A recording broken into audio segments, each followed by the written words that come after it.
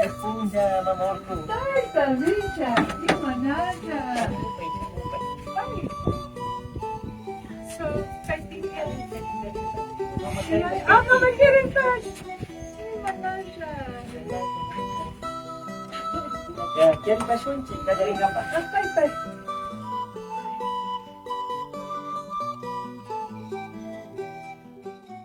Alichishi, mashikona, Tayta mamakona, wambrakona, y kunan kaipacha pimi APAK TV kapanchik.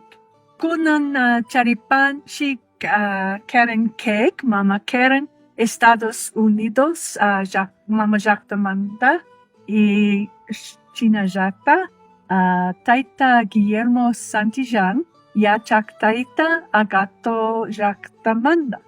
Y Nyugami, Mama Urku, Kapani, y Nueva York Marcamanda, Shamushka, y Caig Agato Jactalpi, Causa Upan. Y so, Nyukan Chikwan, Caig Yachakunapa, Nyanmanda, Rimashpa Kangapa, Kaipi Kan Kapanchik. So, in English, I am Mama Urku. I live here in Agato.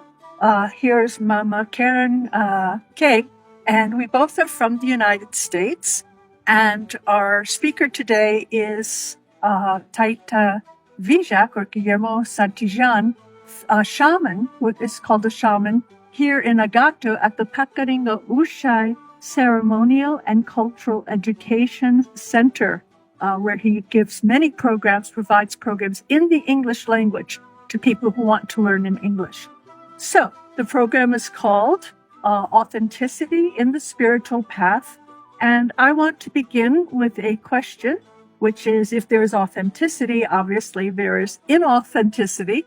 Let's start with, what is the authentic spiritual path, in this case of an Andean Yachak or shaman? Shaman have to be support about their ancestors. In my case, I'm lucky to have my traditions following me. My grandpa, my father, my mother, it was a midwife, so it's for me easy. So that's why the community recognize our family. Chaka is the last, like a nickname to our family, so they call Chaka family. And it's beautiful. The chaka means a bridge. Chaka, it's a chakana. Chaka is connected to this mystery of life.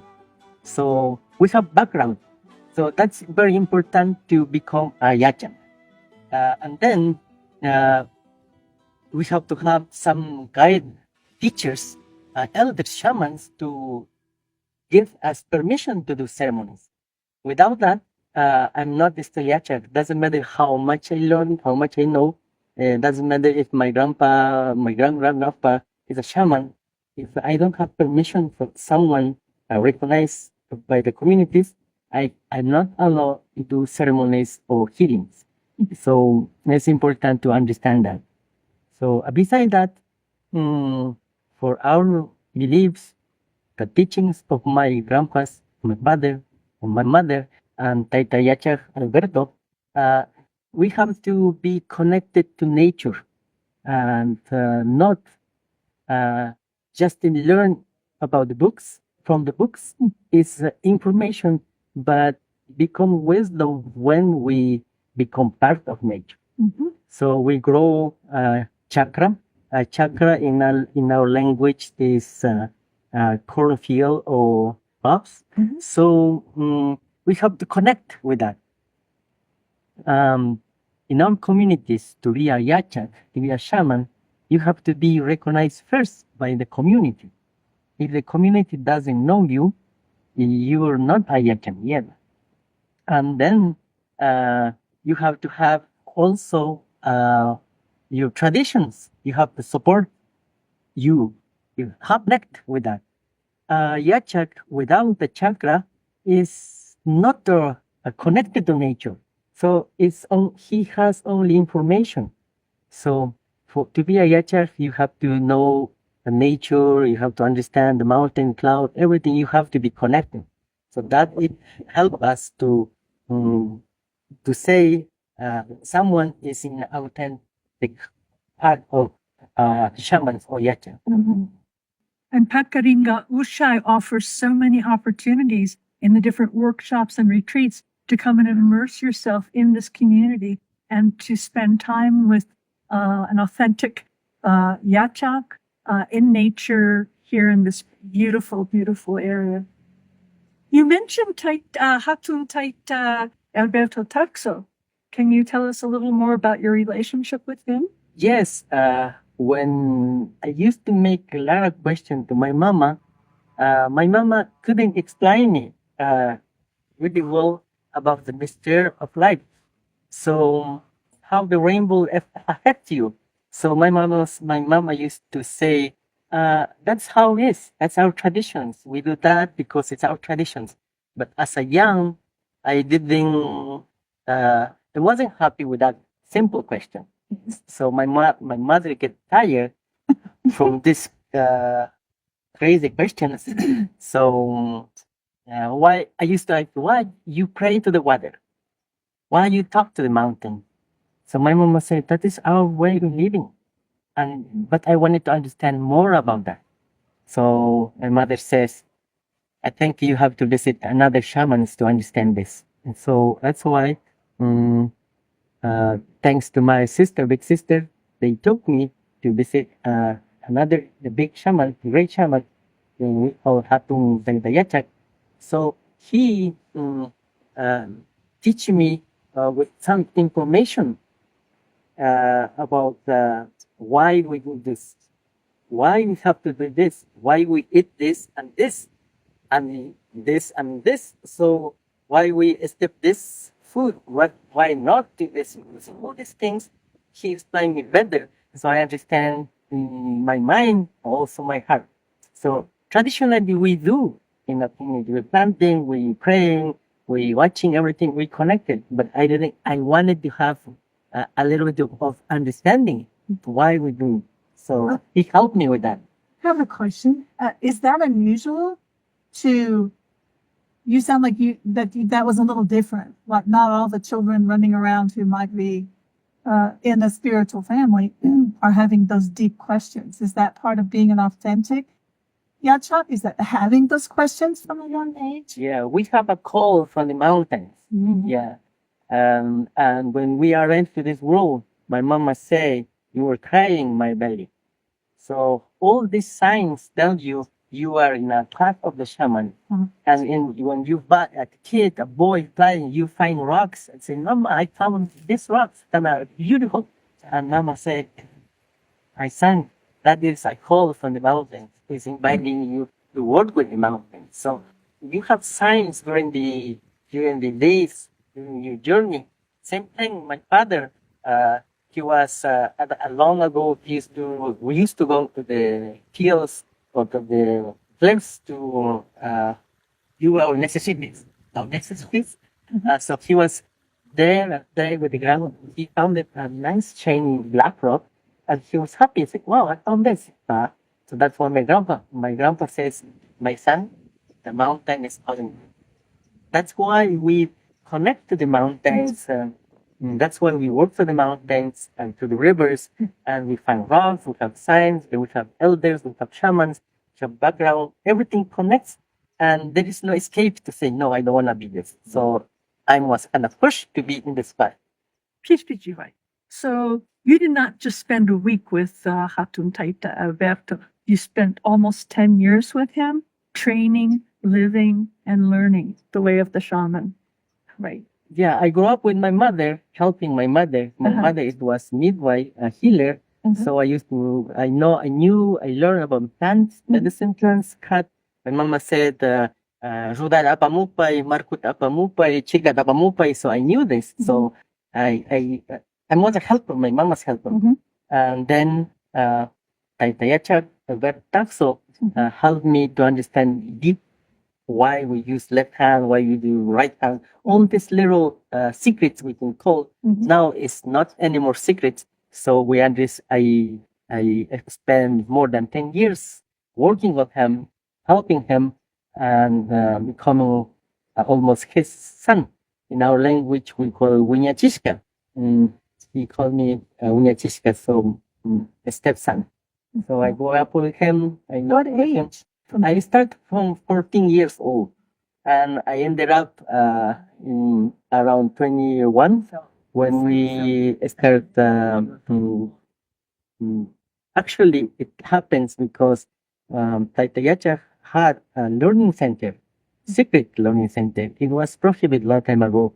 So he has very deep in the mountain, a big learning center. So we used to go there, 8 hours walking on the highway down to the deep mountain. So it was beautiful paradise, but It was prohibited. it was prohibited By whom? church, political things. They used to think we are doing. They didn't understand what we were doing. So we used to do our teachings, our training there. Training, it's like a school, and that's why right now I want to open to everybody. Same with the same idea to Tayta Yachak asked me before he passed away.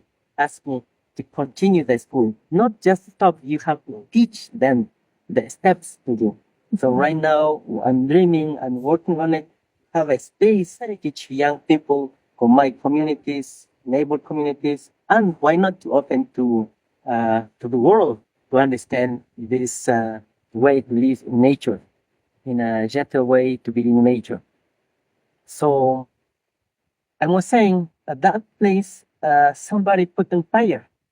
So Somebody set it on fire. yes, And burned it down. burned down. So that's why Tayta Yachak says that's good sign. So now our center is ashes, and now we will open many. That's why we came here. We find this beautiful land. This place is a very traditional and ceremonial place, and with very bad histories about the community. They used to say, "Don't go there. It's snakes. Don't go there. It's evil." So nobody was here. Nobody used to come here. So, but we love this place. We found it when we started working. We found some archaeological pieces here, and also we found some seashells burning. So that means they used to offer ceremonies here. Wow. So that's why we're here, happy, and we're starting this space to share our traditions. And like we start in the beginning, teach the traditional way, and there's not right in it's only different, but it's authentic. We are in the communities. We grow up in the mountains. We grow up here, and the beautiful thing about my mother, they didn't push me to go to the school, and so my mama is. I spend lots of time with my mother and learning about this. And then my father used to teach me how to fix physical parts. So he was a very good healer. So I learned lots of beautiful things and to mix some plants to cure modern illness right now. So you have tremendous knowledge also about the ancestral medicinal plants and healing. Yes, it's part. Everybody in community knows which plant is good for which illness. Everybody knows. That's why my invitation is just to visit us, our communities, and visit our families, our people. The shamans are not with a sign. It's not promoting. The shamans are living in the communities. But I think right now we have to encourage them, encourage our grandpas, grandmas, community people around Taikimabura, Kotakachi, everywhere there is elders, Chatumama, Taichakuna, doing this tradition, doing this medicine, but they're not promoting. But there is some corners and studying a couple weeks and reading some book. Yeah. Then As a gringa coming from the United States, I've noticed, I also work in Reiki. I noticed a huge interest in shamanism. I mean, in the United States, lots of people are doing ayahuasca ceremonies and teaching this and teaching that. But what have you noticed as far as the change in Yachak's shamanism? Like in the last 10 years. Yeah, in the What last kind 10 of years, changes yeah. have you seen with people saying they're shamans and offering what you offer? Sometimes I can see it's a good thing. A lot of people now they're changing their view of life. They're getting tired about the modern teachings, Capitalism, yeah. capitalism. So shopping, and all these things, they're getting tired. So it's a good sign.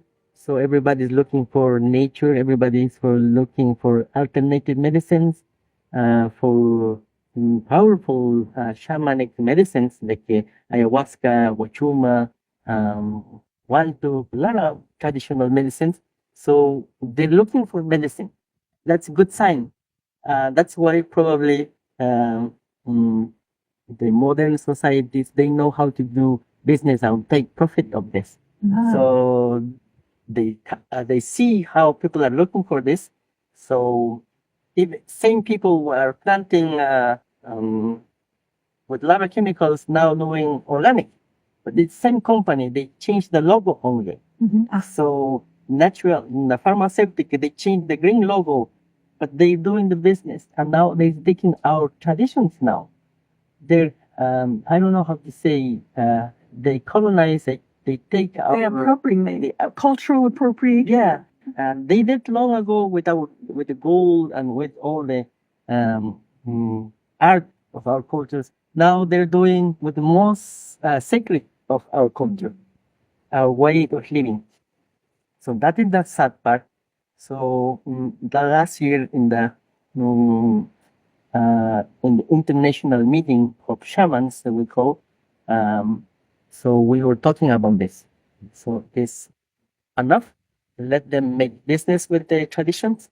We have to talk. We have to tell them their essence is still in our community, and we are still talking our language. There is shamans everywhere. They don't know even the root language of our culture. They have some course. They went to some universities, Shaman University. shaman universities, and they received their diploma and now become shamans. That is the sad and hard part because Lara in good heart people, Good-hearted people. good heart people are looking for healing, looking for medicine, but they ended up with this neo shaman, Neo-shaman? neo shamans. Neo shamans is our traditional way shared in the modern society. It's beautiful. It's blend with different cultures. It's nice, but doing this too long in the cities, the shaman is disconnected to nature, and so they lost the power of be a shaman. So living in the city is hard.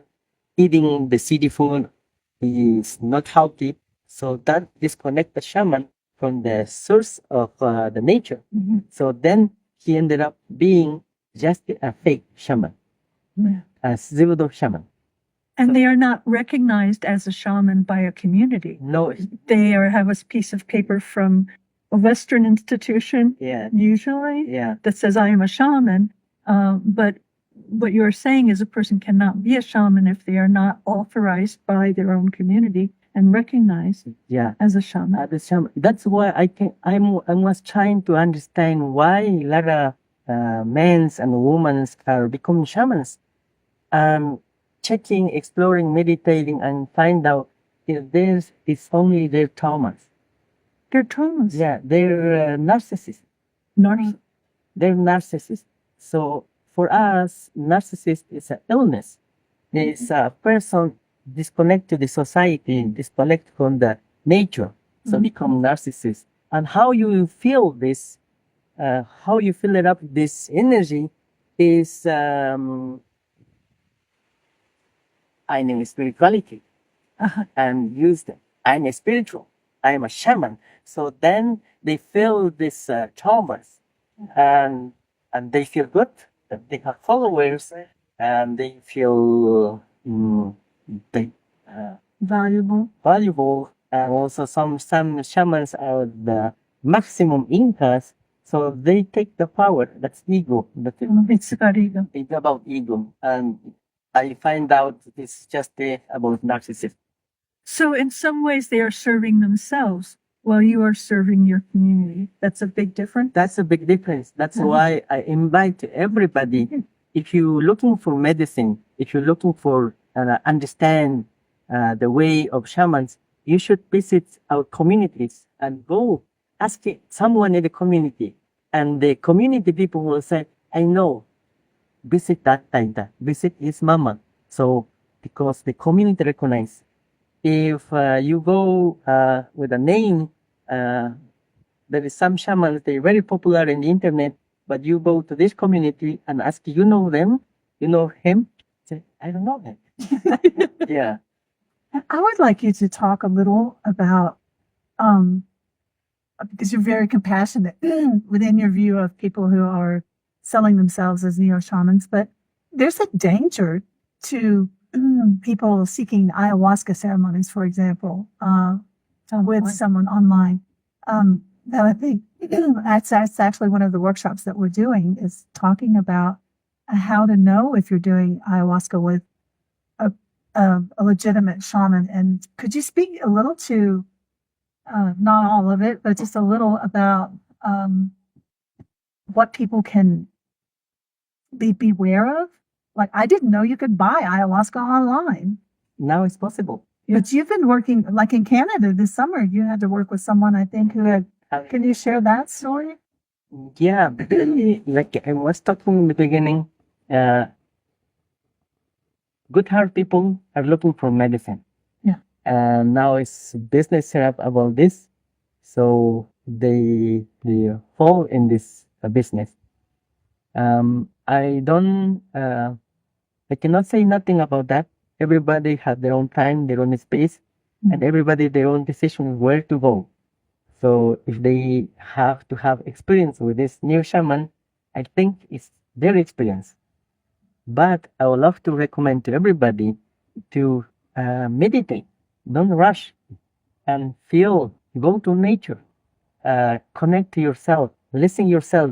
And then you will have a call. If it's necessary to do ayahuasca ceremony, or only thing is to change your diet, or do some walk to the mountain, or meditate, go jump to the lake. There's lots of things we can do to connect and feel our pain. Everything starts when the wound we have in our soul. So the wound, that starts everything. So that's why we have to find out where is the wound. Go back, bring memories, and find out yourself. And then you'll see, oh, I've been here. I have a pain here. I have pain here. So all these things will tell you which path to take. So sometimes you need just to meditate. You need just a silence.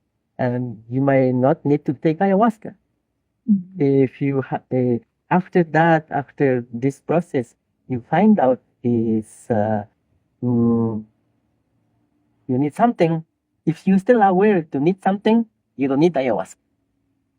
If you're not aware about what is going on, so then you need ayahuasca. Because I have some beautiful heart people visiting me and looking for ayahuasca, and I said, no, you don't need ayahuasca. So we do this. But some are they totally lost. They don't know what to do. They're totally lost. I said, eat this. I don't want to eat that. Do exercise. And I cannot do that. How about if you go walk to the mountain and offer a ceremony in the mountains? It's hard for me. So they're stuck. They don't have energy to do anything. So in this case, I invite to do this sacred ceremony of wachuma or ayahuasca. So we have another gentle medicines. We can start in this. So open up. I can understand now the modern society is too much things going. Is we're living under they Underground. We're surrounded by pavement. Yeah. Nature. Oh, Just yeah. nature. Yeah. So Building. yeah. Metal. So We don't have the energy even not to breathe. So we cannot breathe deeply. So in this case, we have to breathe with some powerful medicine, as a wachuma, ayahuasca, or other mushrooms. So to breathe, we call so between the Willka. To use, if we know how to use this about the medicines, there is a miracle for everybody. But if you don't know how to use it, like we, marijuana become just a drug. And ayahuasca, it will ended up being a drug in the future.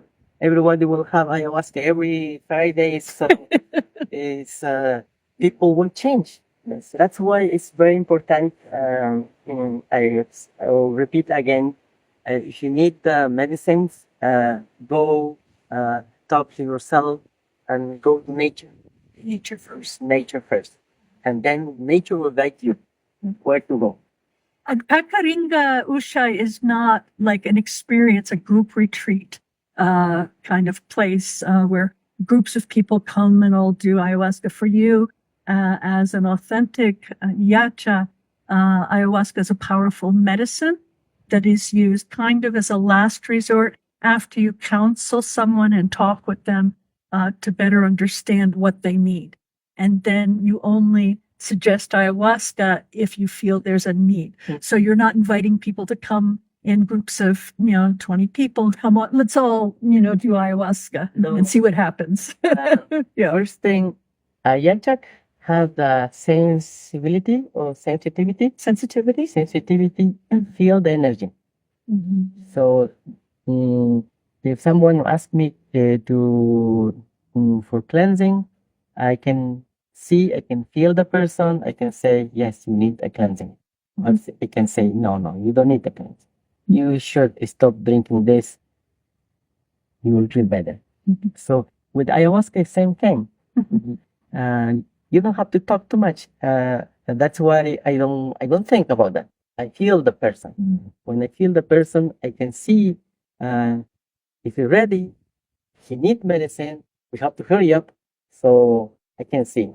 So that's the important, to be connected with nature, to be supported by mountains, but Mother Nature, by the elements. So to feel the energy. So you don't have to even talk with the person.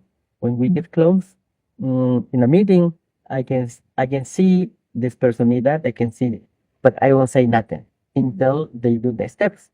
Yeah, we can talk about this, but if they don't ask me for help, I won't help because I respect their time, their moment, and their way. So, but I will encourage them to do something. And then if they do the step to ask me this, yes, I'm ready to help. And for sure, I'm happy to share this medicines and this way of living. We are here to prevent illness. Yeah, that's why we recommend this. Cold shower, walk no shoes, and walk to the mountains, and talk to the plants, and listen yourself. All this thing is preventive. Eat well, listen good music, listen the silence, and so all this is preventive. So what exercise, breathing, it's preventive. When you're sick, sometimes when a lot of people came here because they visit doctors and every modern medicine, and they get tired and say, there's no cure. And they visit me. I said, sorry, it's too late. We were talking long ago, our tradition, your mama, your grandpa, if you listen, your papa, your mama is saying, don't eat that, don't drink this, don't do that, and be careful, go to the water. And so all these teachings is preventive. But if they don't listen, they get sick. When they're sick, it's late for us. So anyway, I'm happy to help them. Yeah. I'm excited. I know you've done thousands of ceremonies. You've done the limpiezas, the wairafisha, you did the wasi. I'm sorry, the wasifisha. You do weddings. You do namings. So can you tell us a little bit about the ceremonies that you have done or that you do? that are part of your role as a Yachak? Yes, I would love to share that. Mm, By the community, I'm recognized as a Yachak because I know things. So I can help guiding them. And then, because I speak a different language, uh, the meeting of the shamans, they give me a name as a messenger. And they said, you will be a messenger. Vision.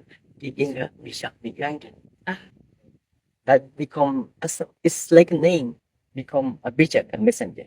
So and then so I was sharing this, and then we ended up doing ceremonies, public ceremonies, weddings, Rutu um, uh, house cleansing, grand opening in the events in the city communities. We do public ceremonies. So then become like a priest. So Almost like a priest. almost like a priest. So then become Willka. So Willka means who makes ceremony. Public. So the one who makes ceremony. Yeah. So that's why we were receiving kind of names, adding names. So your name is Tayta, Willka, Yachak. Yes. So I'm in my community I'm a Yachak, but also I'm a messenger. That's why I have to go different countries to share my traditions as a bijak. So that's my responsibility. The elders pass to me. You are a bijak, you are a messenger, you have to share this, you have to talk this to everybody. And then they said, you're doing ceremonies, so you will be coming Wilson. Mama Urku, could you please share how you came to know Tayta Vijak and how you became involved with Pakarinka Ushay? Why are you here? It's a long journey. Almost 10 years ago, I decided to come to Ecuador to retire after teaching for a lifetime. And when I came here, I didn't even know indigenous people lived here, and I had no interest in spirituality other than a little Buddhist meditation. But somehow I kept getting connected with the Yachakuna and working with Yachakuna. And at one point, over 3 years ago, I decided to live here at Pakarinka only as a place to live. But I observed the daily life of Guillermo and his family. And what I saw was a true dedication and commitment to the beliefs that he held that are rooted in the Andean cosmovision and in the cultural traditions here. And so the more I saw that, the more respect I had for him and the more interest I had in his work as a shaman. And I also began to see how he was benefiting visitors who would come here to visit, to talk with him, to consult, to do ceremonies with him. And then only less than a year ago, I decided to do a plant medicine ceremony with him. And it was very powerful. I really felt he works with the spirit of a condor, and that condor was in the room with me. And afterwards, I felt just like really cleansed, clean, and calm for over a month. It doesn't last forever, but for over a month. And after that experience, I began to realize the great value that he had for other people and the fact that he speaks English well. I thought, wow, this is unique. What we have here is a traditional Yachak 7th generation shaman in this community who wants to share his knowledge with English speakers and mostly with people in his own community, the youth here. But he really wants to share this, but he didn't know quite how to go about it. And Caren and I have the skills. So we began to make plans with him for how he could share these wonderful gifts and his unique services to other people here and around the world. I mean, I see him as world class for sure. And you? I met Tayta Vijak thanks to Mama Urku, who was my Quechua teacher. I moved here almost a year and a half ago from the United States, following signs like what he's talking about, which is why his teaching resonated with me so much. People said, "Why are you moving to Ecuador?" I'm not sure, but I need to go there. And I think a big part of it is this, because I own an online Reiki school. I am a spiritual person, and this is part of my journey. And she invited me. She said, I know you do Reiki, and there is a group of medical students from the United States at Pakarinka Ushay that Tayta Yachak will be talking to. She said, you can't ask questions, but you are welcome to sit and listen. And that was my first visit here. And I came here to this place, and it was the wind, and it's just beautiful, beautiful energy. And I sat and I listened, and I thought, this may be why I'm here. And when I began talking with Tayta Yachak, because I do have a business, because I am from the United States, I said, there are people looking for this. There are people so hungry for this spiritual connection. And one thing that resonated with me about Tayta Yachak is that he's you probably have heard him say, he's not handing you solutions. He is leading you back to yourself to find the answers, and to nature, and to listen. And he has so many tools that he uses. So I feel like my part here, we talked about the eagle and the condor. We are sort of more the eagles. We are from North America, a very capitalistic society, which I really wanted to escape. But I do have the skills to teach online. That's what I do. And I see an opportunity to help spread this knowledge to worldwide without him having to travel, because you can't travel to Canada, travel to the United States, travel to Belgium, travel to all these places physically. Which he has, but we now have the technology to make these workshops. Where I'm putting together a workshop now on Quechua Andean sound healing, that he can, because I have so many people in the United States that are interested in that, and we can teach that online. Maybe not do the sound healing, that would be better here, but I see that we can reach many, many people. And then some people will want more, and they will come here, because the energy of this beautiful place, and now what you just said about finding the artifacts, being sort of led here, I thought, oh, of course you are. I can feel it. It's amazing. And so some people will need to come here, I think, for a week-long retreat, like the one in January, or he's doing 4-day retreats where we can walk and experience the sacred sites, like the Pibuchi waterfall, or Taitimbavura, or a walking tour of learning the medicinal plants. So many people will come here for those. So our work is to connect the people who are out there, who are seeking this, and want to be here, will benefit from this. We're trying to connect them with Tayta Yachak. That's our job. We're at Chaka. We're part of the Chaka. We're part of the Chaka. Right.